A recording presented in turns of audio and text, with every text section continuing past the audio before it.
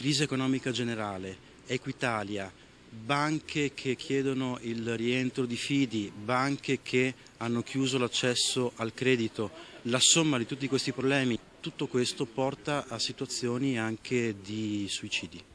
Equitalia va chiusa, grida la Federcontribuenti. 80 le firme raccolte in un paio d'ore a Padova nella prima giornata nazionale di raccolta di sottoscrizioni contro l'ente che riscuote le tasse per conto del governo.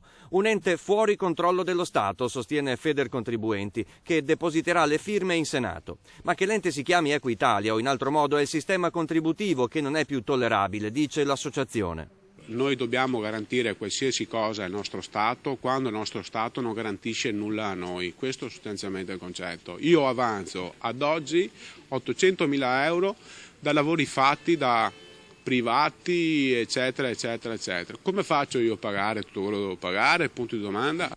Crediamo a un rapporto più umano e diretto tra Stato e cittadino, ma i modi di Equitalia, dice Federcontribuenti, sono intollerabili.